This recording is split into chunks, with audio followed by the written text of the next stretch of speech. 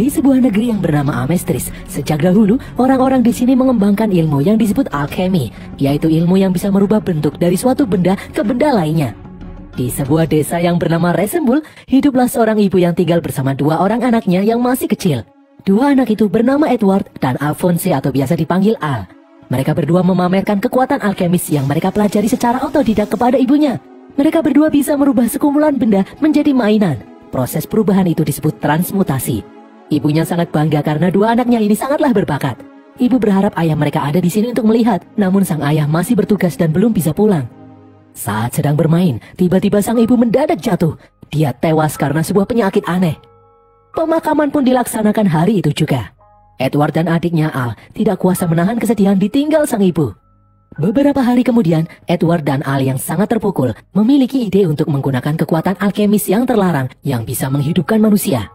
Mereka ingin menghidupkan ibu mereka kembali. Karena usia mereka yang masih kecil, mereka tidak mempertimbangkan segala konsekuensinya. Edward dan Al pun membaca semua petunjuk mengenai kekuatan alkemi terlarang itu. Mereka mulai membaca buku dan mengumpulkan bahan-bahan untuk prosesi menghidupkan kembali ibunya. Setelah semua bahan terkumpul, mereka mulai melakukan ritual di dalam ruangan di rumah mereka. Mereka mulai menyentuh gambar lingkaran transmutasi yang ada di lantai. Gambar lingkaran itu adalah syarat untuk menggunakan teknik alkemi. Tiba-tiba terjadi reaksi aneh. Bahan-bahan yang ada di tengah-tengah lingkaran mulai bergerak. Muncul kilatan listrik di mana-mana. Ternyata hal ini menimbulkan angin yang bertiup kencang dan membuat rumah mereka hancur. Al dan Edward terpental karena reaksi yang tidak terkendali. 10 tahun kemudian, Edward yang sudah dewasa terlihat mengejar seorang pendeta. Edward menyuruh pendeta itu untuk menyerahkan batu merah yang ada di cincinnya karena batu itu sangat berbahaya. Bukannya menyerahkan batu itu, sang pendeta malah menggunakannya untuk mengeluarkan kekuatan alkemi yang luar biasa. Edward sempat kesulitan, beruntung dia masih bisa menghindarinya. Edward pun kembali mengejar pendeta itu. Pendeta itu lalu kembali mengeluarkan kekuatan batu untuk menghalau Edward. Sang pendeta juga menggunakan kekuatan batu itu untuk mengeluarkan monster yang terbuat dari tanah. Edward pun kagum dengan kekuatan batu itu. Edward bersiap-siap dengan kekuatan alkeminya. Dia mengeluarkan senjata dari tanah tanpa menggunakan lingkaran transmutasi. Sang pendeta pun kaget melihat ada orang yang bisa melakukan transmutasi tanpa gambar lingkaran. Edward pun bertarung melawan monster-monster tanah itu. Karena jumlahnya cukup banyak, Edward pun terdesak. Tiba-tiba muncul seseorang dengan armor perang menolongnya. Itu adalah Alphonse, adik Edward. Al membantu Edward melawan monster. Hal ini membuat topeng armornya terlepas. Betapa kagetnya sang pendeta melihat tidak ada apa-apa di dalam baju armor itu. Namun armor itu masih bisa bergerak. Dia pun ketakutan. Edward yang kesal menghajar dua monster sekaligus hingga memperlihatkan lengan kanan dan kaki kanannya. Ternyata adalah lengan mekanik buatan yang terbuat dari besi. Pendeta pun sadar kalau yang ada di hadapannya saat ini adalah orang yang mendapat julukan Full Metal Alchemist, yaitu alkemis yang memiliki tubuh besi. Dengan kemampuan alkeminya, Edward kembali memulihkan bajunya yang robek. Sang pendeta yang panik meruntuhkan bangunan untuk menghambat Edward. Edward yang berhasil menghindar kembali mengejarnya. Di tengah kota, pendeta yang panik mencoba menyandera seorang wanita. Edward menyuruh pendeta itu untuk menyerah dan menyerahkan batu merah. Edward berkata kepada semua orang kalau pendeta itu sengaja menggunakan kekuatan batu merah untuk memperlihatkan mukjizat dan mengumpulkan orang-orang untuk memberontak. Edward menyuruh sang pendeta yang seorang alkemis kelas rendahan untuk menyerah. Edward pun memamerkan kekuatan alkemis kelas atas miliknya. Dia menyentuh tanah dan tiba-tiba muncul patung emot batu raksasa di tempat itu. Semua orang pun bingung melihat kekuatan alkemis kelas atas yang konyol tersebut. Edward lalu maju menyelamatkan sandera wanita dan bertarung melawan pendeta. Mereka berdua beradu pukulan hingga terlempar. Batu merah pun copot dan terjatuh. Saat sang pendeta akan mengambilnya kembali, seseorang yang memiliki kekuatan alkemi api mencegahnya. Orang ini bernama Roy Mustang. Dia adalah petinggi militer yang memiliki kekuatan alkemi api. Roy menyuruh Edward untuk tidak bertingkah seenaknya sendiri menghancurkan kota. Riza, tangan kanan Roy, menyuruh petugas untuk mengamankan Edward dan sang pendeta. Edward sendiri adalah alkemis negara, alias alkemis yang bekerja untuk negara. Dia ingin mengungkap kejahatan yang dilakukan oleh pendeta. Selain itu, Edward ternyata selama ini juga sedang mencari batu merah pusaka yang disebut Philosopher's Stone. Mendengar hal tersebut, Roy membakar batu itu di hadapan Edward. Batu itu pun langsung hangus. Roy memberitahu kalau batu Philosopher's Stone yang asli tidak akan mudah dihancurkan seperti ini. Ini adalah batu yang palsu. Menyadari hal ini, Edward pun langsung lemas. Di tengah perbincangan ternyata sang pendeta berhasil melarikan diri. Roy lalu menyuruh anak buahnya membawa Edward ke dalam kantor. Dari atas gedung, terlihat 3 orang misterius memperhatikan peristiwa ini. Beberapa saat kemudian, Al menggambar lingkaran dan mulai melakukan transmutasi untuk membereskan kekacauan yang disebabkan oleh kakaknya barusan. Semua warga kota kagum melihat kekuatan itu. Seorang warga yang bilik kayunya rusak akibat ulah Edward meminta Alphonse memperbaiki bilik kayunya dan merubahnya menjadi tembok keramik yang indah. Namun Alphonse tidak bisa melakukannya karena prinsip kekuatan alkemi adalah merubah bentuk benda sesuai unsur kimia benda itu. Kayu hanya bisa diubah setara dengan kayu, tidak bisa diubah menjadi keramik. Prinsip transmutasi itu sendiri adalah kesetaraan. Sebelum dan sesudah diproses benda itu harus setara. Tiba-tiba dari kejauhan datang seorang gadis yang mendekati Alphonse. Wanita itu bernama Winry. Dia adalah teman sejak kecil Alphonse dan Edward. Di East City, di dalam kantor militer, Roy menyuruh Edward menyudahi ambisi untuk mencari batu Philosopher's Stone karena itu akan sia-sia saja. Namun Edward menolak. Dia akan berusaha apapun caranya untuk menemukan batu Philosopher's Stone. Edward percaya dengan menggunakan kekuatan batu itu, dia bisa mengembalikan tubuh adiknya, Alphonse, seperti semula. Edward akan berusaha agar adiknya tidak terjebak di dalam tubuh armor besi selamanya. Roy pun memberitahu kalau saat ini sedang beredar batu Philosopher's Stone yang palsu seperti yang dimiliki oleh pendeta barusan. Sedangkan kekuatan untuk mengembalikan tubuh Alphonse setidaknya dibutuhkan 10.000 kali lebih kuat dari batu yang barusan mereka temui itu. Hal itu tidaklah mungkin. Roy menyuruh Edward sebagai alkemis negara memikirkan hal lainnya saja yang lebih penting. Karena batu dengan kekuatan sebesar itu tidak mungkin ada. Namun Edward tetap keras kepala. Dia tidak akan menyerah untuk mencari batu Philosopher's Stone yang asli. Apapun akan dia lakukan untuk mengembalikan tubuh adiknya seperti semula. Seorang perwira militer yang bernama Hughes selalu masuk ke dalam ruangan.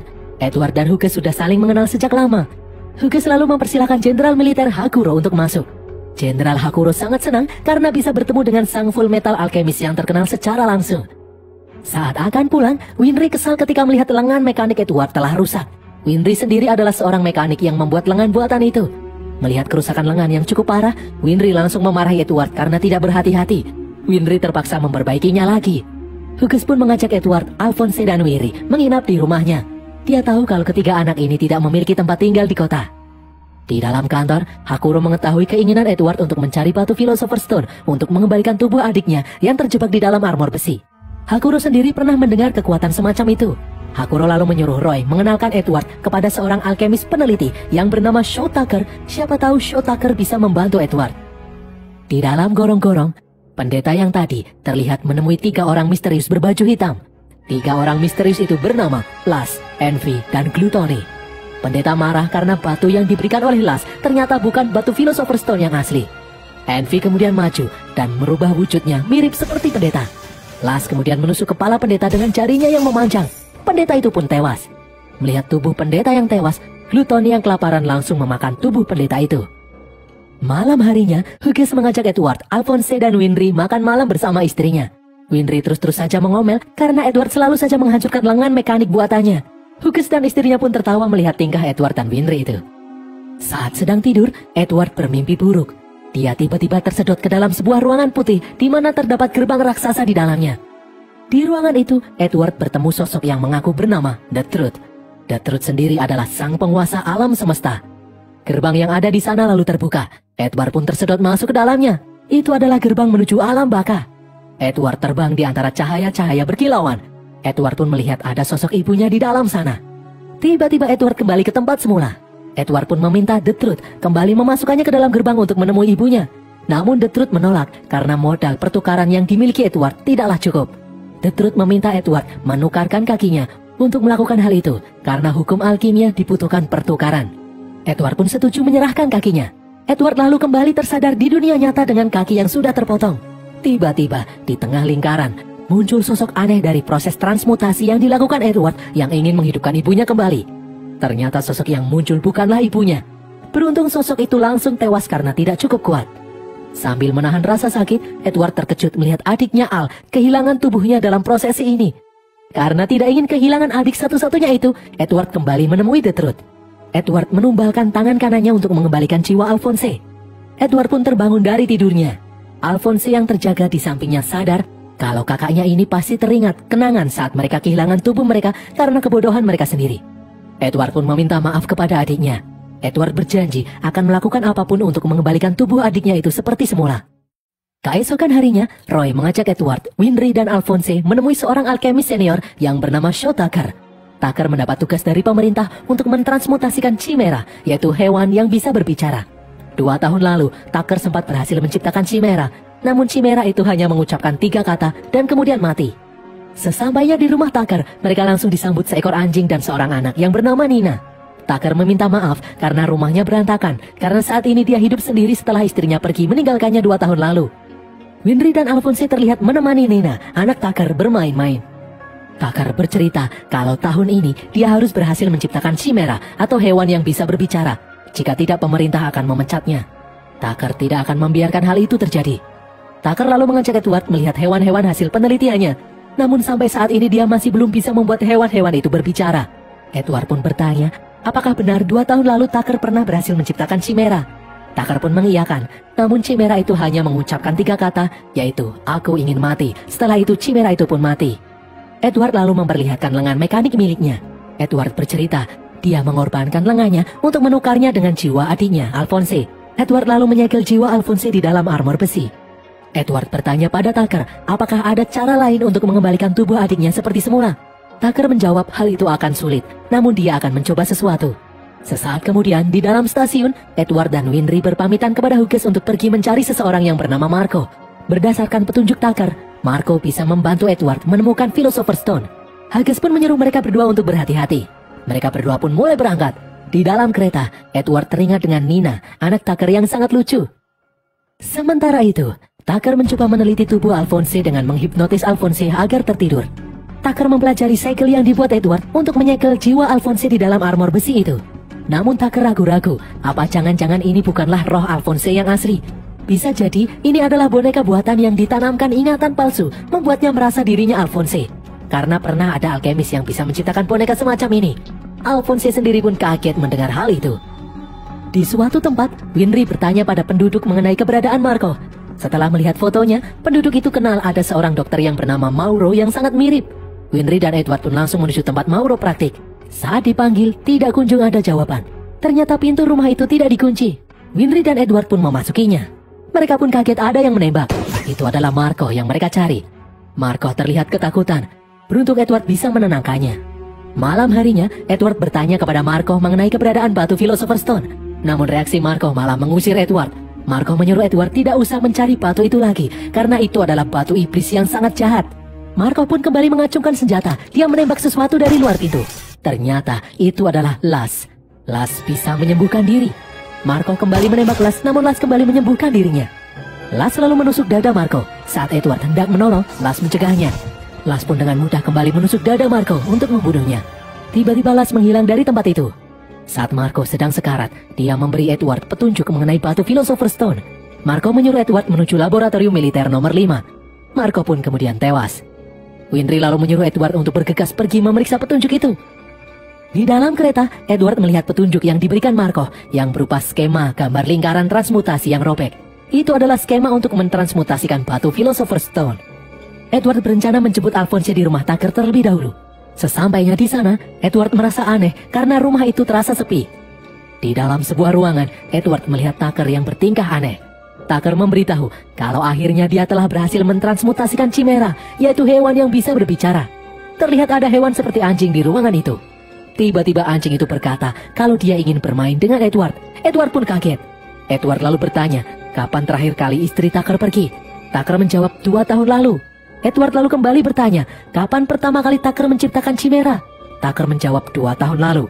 Edward pun marah. Dia sadar kalau 2 tahun lalu Tucker merubah istrinya sendiri menjadi chimera. Dan kali ini Tucker menggabungkan putrinya sendiri dan anjingnya untuk membuat chimera ini. Chimera itu pun memanggil Tucker dengan panggilan ayah. Edward yang emosi langsung memukuli Tucker berkali-kali.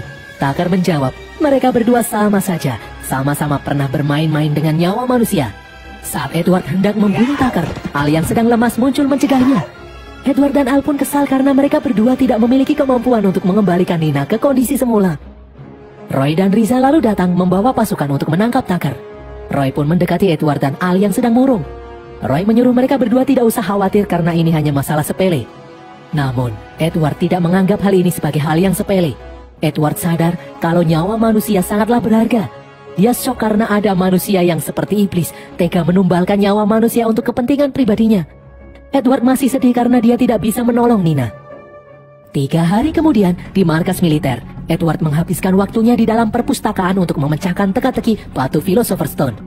Saat sedang membaca buku, Hughes datang dengan asistennya yang bernama Ross membawakan makanan. Hughes dan Ross akan membantu Edward memecahkan teka-teki ini. Mereka pun bersama-sama mencari petunjuk. Namun mereka tetap saja tidak berhasil menemukan lokasi laboratorium nomor 5, karena selama ini di negara ini hanya ada memiliki 4 laboratorium militer. Hughes juga tidak berhasil menemukan catatan lingkaran transmutasi batu Philosopher's Stone. Jenderal Hakuro kemudian datang membantu pencarian. Dia ingat kalau dulu ada sebuah tempat yang disebut laboratorium nomor 5. Tempat itu berada di bekas pabrik pengalengan. Edward pun langsung bergegas pamit menuju tempat itu. Di saat yang sama, datang laporan mengenai kericuhan yang terjadi di kota Reole. Hakuro pun pergi meninggalkan Hughes sendirian.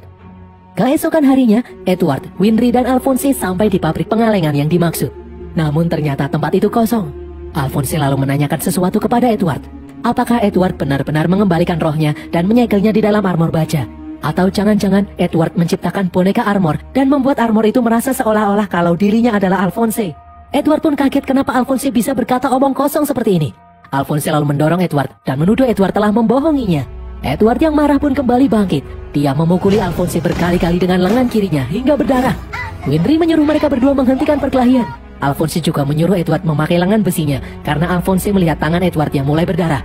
Namun Edward tidak berhenti. Dia terus memukuli Alphonse hingga tangannya semakin terluka. Winry pun menyadarkan Alphonse, berkata kalau dia adalah benar-benar Alphonse, adik kandung Edward.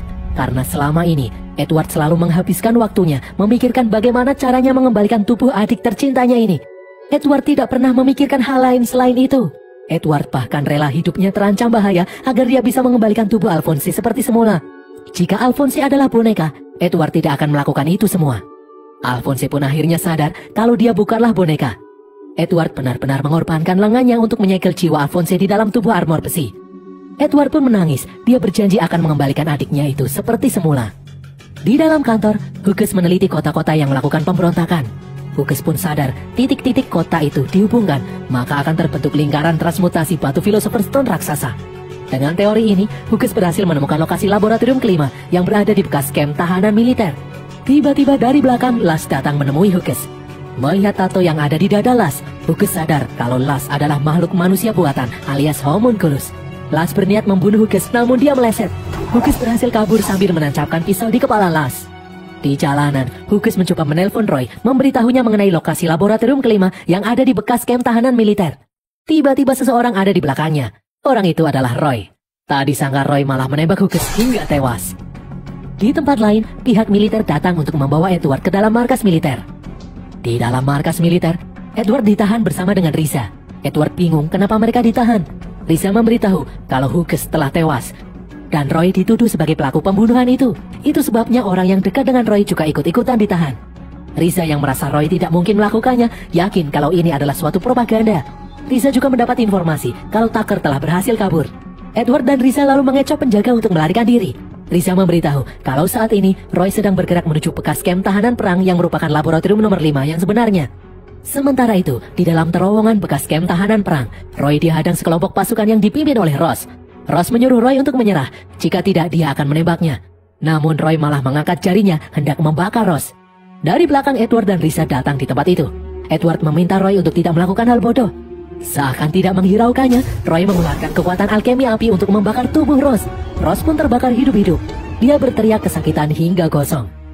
Beberapa saat kemudian, terjadi hal yang aneh. Tubuh Ross yang gosong tiba-tiba bisa menyembuhkan diri. Roy berkata kalau Ross yang asli tahi lalatnya ada di sebelah kiri. Secara mengejutkan, Ross berubah wujud menjadi Envy. Las dan Gluttony lalu datang di tempat ini. Dengan melihat tato di tubuh Las, Roy langsung sadar kalau mereka bertiga adalah homunculus alias manusia buatan. Roy mencurigai mereka bertigalah yang bertanggung jawab atas tewasnya Hughes. Karena tadi, Roy sempat berbincang dengan Hughes yang menghubunginya lewat telepon. Hughes meminta Roy memeriksa bekas kamp tahanan militer. Envy pun mengaku kalau dialah yang telah membunuh Hughes. Las berkata kalau tujuan sebenarnya membunuh Hughes adalah untuk memfitnah Roy dan menyingkirkannya dari kemiliteran. Roy yang marah pun menembaki Las berkali-kali, namun percuma dia bisa menyembuhkan diri. Risa lalu bertanya apakah mereka bertiga juga membantu Tucker untuk kabur. Las malah kaget, dia tidak tahu kalau Tucker telah berhasil kabur. Las menyuruh Envy untuk melacak keberadaan Tucker. Gluttony pun mulai bergerak memakan para petugas militer yang ada di sana. Di saat Las hendak menusuk Risa, Roy melompat melindunginya. Roy tertusuk di bagian perutnya. Las pun langsung kabur. Edward mengejar Las hingga masuk ke dalam sebuah ruangan aneh. Di lantai, Edward melihat lingkaran transmutasi raksasa seperti gambar lingkaran dalam petunjuk yang diberikan Marco. Di langit-langit, Edward melihat ribuan boneka putih yang tergantung. Tiba-tiba lampu di ruangan itu menyala. Di sana muncul Tucker yang menyandera Al yang terhipnotis dan Winry yang pingsan. Tucker menyuruh Edward melepas lengan besinya agar Edward tidak bisa menggunakan kemampuan alkemi. Jika tidak, Tucker akan membunuh Winry. Edward pun terpaksa menurutinya. Edward mencopot lengan mekaniknya. Tucker berkata, setelah meneliti tubuh Alphonse, Tucker berhasil menemukan cara untuk memasukkan jiwa manusia di dalam tubuh buatan. Tucker lalu memperlihatkan batu filosofer di hadapan Edward. Itu adalah batu yang selama ini Edward cari. Tucker menceritakan kalau di tempat inilah batu ini diciptakan. Dahulu kala, pihak militer melakukan penelitian rahasia untuk menciptakan batu Philosopher Stone dengan menggunakan manusia. Mereka menggunakan tahanan perang, menumbalkan beberapa orang untuk menciptakan satu buah batu Philosopher Stone.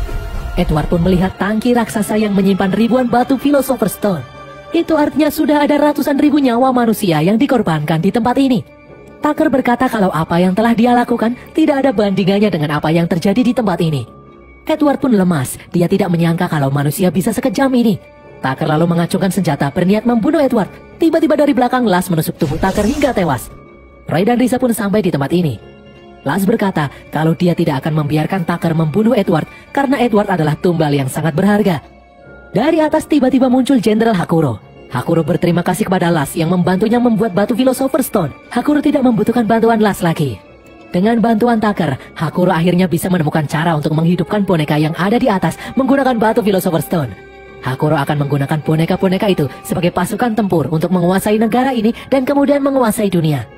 Las melarang Hakuro untuk menghidupkan boneka-boneka di atas karena boneka-boneka itu belum siap. Namun Hakuro tidak peduli. Hakuro langsung menekan tuas. Tiba-tiba batu-batu yang ada di dalam tangki mulai bergerak memasuki tubuh boneka satu persatu. Boneka-boneka itu pun mulai berjatuhan. Boneka itu bisa menyembuhkan diri seperti homunculus. Hakuro menyuruh boneka-boneka itu untuk tunduk atas perintahnya. Boneka-boneka itu pun bergerak mendekati Hakuro. Ironisnya, boneka-boneka itu malah membunuh Hakuro. Las pun memerintahkan Gluttony membereskan kekacauan yang dibuat oleh Hakuro. Melihat hal ini, Roy menyuruh Risa menyiapkan pasukan untuk menghalau boneka-boneka ini. Jangan sampai keluar menuju pemukiman. Roy memberitahu kalau kelemahan boneka ini adalah bagian kepalanya. Edward pun bertarung melindungi adiknya yang baru siuman. Alphonse lalu menciptakan besi penghalang untuk menghalau boneka. Edward meminta bantuan Winry yang telah siuman untuk memasang kembali lengan mekaniknya. Di luar, Roy membakar tubuh Envy yang hendak kabur. Di dalam, Gluttony memakan ribuan boneka yang terjebak di dalam terowongan. Di tempat lain, Riza menyiapkan pasukan untuk menghadang boneka. Saat boneka-boneka itu mulai bermunculan, Riza memerintahkan pasukan untuk menembak. Sementara itu, di saat Las akan menusuk Roy, tiba-tiba muncul tombak dari tanah menusuk tubuh Las. Itu adalah Edward yang lengannya telah kembali. Las pun tersenyum. Las lalu menunjukkan sesuatu di dalam dadanya. Itu adalah batu Philosopher Stone yang sangat kuat yang dibuat dari puluhan ribu nyawa manusia. Las diciptakan dari batu itu. Itulah yang membuat Las bisa hidup abadi. Envy pun mulai bangkit kembali setelah menyembuhkan dirinya. Saat Las akan menyerang, Edward menciptakan perisai untuk melindungi mereka berdua. Edward sadar kalau waktu Envy menyembuhkan diri, Las sengaja mengulur-ulur waktu. Karena semakin banyak mereka mendapat serangan, maka kekuatan untuk menyembuhkan diri mereka semakin lambat. Itu artinya mereka tidak benar-benar abadi. Semakin lama kekuatan mereka semakin melemah. Berdasarkan informasi ini, Roy pun keluar dengan kekuatan apinya. Dia membakar Envy dengan kekuatan penuh. Namun ternyata Las berhasil menyandera Edward. Saat Las akan membunuh Edward, tiba-tiba muncul perisai. Itu adalah Al dan Winry yang datang menolong kakaknya. Melihat kesempatan ini, Roy langsung membakar tubuh Las dengan alkemi api dengan kekuatan penuh berkali-kali. Ternyata benar, semakin lama tubuh Las tidak bisa menahan serangan itu. Roy pun mencabut batu Philosopher Stone dari tubuh Las. Las pun akhirnya tewas. Tubuhnya hancur dan menguap. Dari atap, melihat Las telah tewas, Gluttony pun kabur. Di luar, Riza dan pasukannya juga berhasil membunuh semua boneka. Roy lalu memberikan batu Philosopher Stone kepada Edward. Roy menyuruh Edward menggunakan batu itu untuk mengembalikan tubuh Alphonse seperti semula. Namun Edward bimbang. Setelah mengetahui kalau Philosopher Stone dibuat dengan mengorbankan puluhan ribu nyawa manusia, Alphonse tidak sudi untuk menggunakan batu laknat tersebut. Alphonse berusaha mencegah Edward, namun terlambat. Edward sudah masuk ke dalam dimensi lain menemui The Truth. Di sana, Edward melihat tubuh Alphonse yang asli. The Truth akan mengembalikan tubuh itu jika Edward memberikan pertukaran yang setara. Saat The Truth akan mengambil batu Philosopher Stone, Edward mengurungkan niatnya. Dia tidak jadi menggunakan batu itu. Dia pun kembali ke dunia nyata. Edward meminta maaf kepada Alphonse kalau dia belum bisa mengembalikan tubuh Alphonse. Edward memberitahu Alphonse kalau dia sempat melihat tubuh Alphonse di samping The Truth.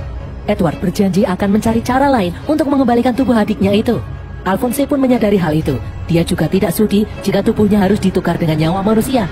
Alphonse lebih memilih memiliki tubuh armor besi selamanya. Edward lalu meminta tolong kepada Roy demi membalaskan dendam kematian Hughes. Edward meminta Roy untuk membongkar rahasia yang ada di dalam pemerintahan. Edward merasa ada yang aneh dengan semua ini. Sementara itu, dari dalam tubuh Envy yang gosong, tiba-tiba keluar makhluk kecil yang langsung kabur. Dan berakhirlah alur cerita film Full Metal Alchemist ini, guys.